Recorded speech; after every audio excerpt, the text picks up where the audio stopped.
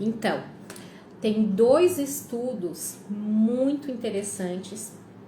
Um foi publicado em 2010, outro em 2013, que foi mostrado a resposta glicêmica após o consumo de pão branco, sem adição de semente de chia. Esse pão branco a gente pode estender para tapioca também, porque tanto um quanto o outro é farinha refinada. Então, nesse estudo foi verificado a glicemia pós-prandial com o consumo de pão branco contendo 50 gramas de carboidratos, e o pão branco, a resposta glicêmica pós-prandial também com pão branco, só que com adição de semente de chia. E esse estudo foi realizado em indivíduos saudáveis, não diabéticos, tá?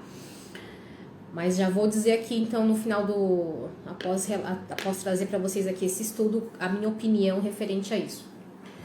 Então, o pão branco sozinho continha 50 gramas de carboidratos. Os outros pães também eram pão branco que continham 50 gramas de carboidrato. Porém, número 1 pão branco continha adição de 7 gramas de semente de chia. Número 2, o outro continha adição de 15 gramas de chia.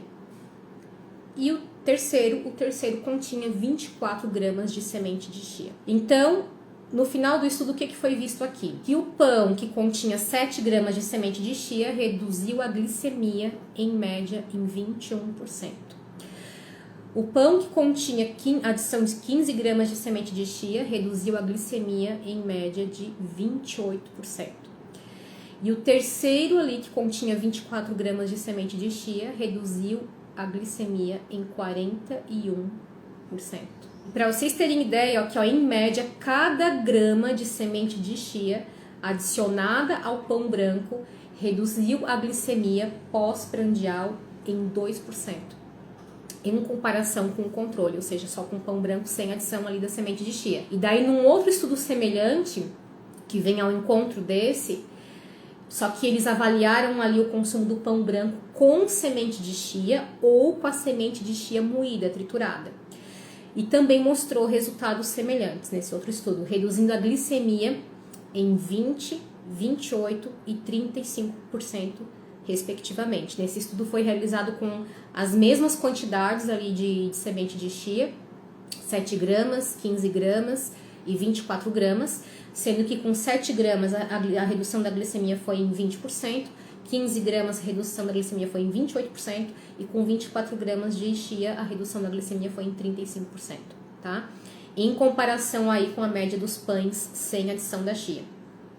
Então, e não foi encontrada nenhuma diferença na resposta da glicose entre a chia na forma de semente quanto a chia triturada ou chia moída, tá?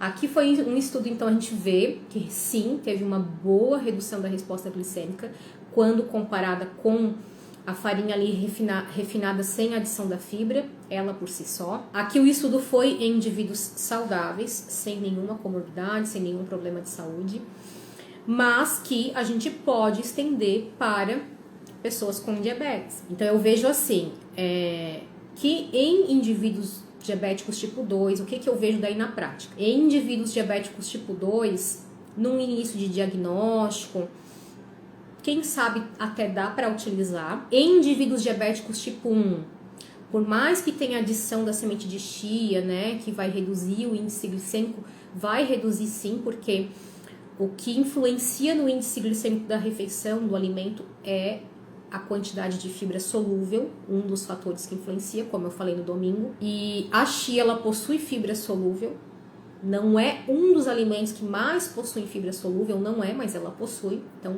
vai estar influenciando, vai estar ajudando. Em diabéticos tipo 1, por mais que tenha adição da semente de chia, eu tenho uma certa, assim, cautela, porque por mais que tenha adição, o índice glicêmico da tapioca, da farinha branca por si só é muito alto, muito alto. Eu já fiz vários testes, né, em mim mesma, com pacientes, que mesmo com adição de fibra, acaba não ajudando tanto assim na glicose, acaba tendo um aumento até significativo na glicemia, mas tudo também depende da resposta individual, né, por quê?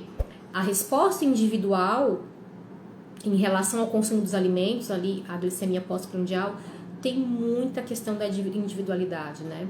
Então, por exemplo, já foi demonstrado que a própria microbiota intestinal de uma pessoa influencia na resposta glicêmica dos alimentos. Por isso que eu falei no domingo para vocês a avaliação da microbiota intestinal, para ver realmente como é a microbiota desse indivíduo e ver quais probióticos realmente aquela pessoa necessita. Então, o ideal, se for ver, é utilizar os probióticos conforme a própria microbiota, né? Conforme o que o próprio organismo necessita. Aqui, então, em relação à questão se vai reduzir o índice glicêmico, vai reduzir o índice glicêmico. Então, na prática, eu testaria.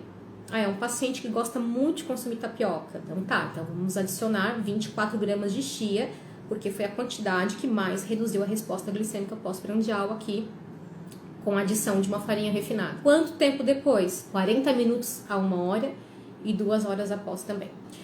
Agora, já tem certos momentos que, para um diabético, ou para qualquer pessoa, uma tapioca poderia ser super interessante, como para um pós-treino, principalmente um treino de intensidade maior. Por quê?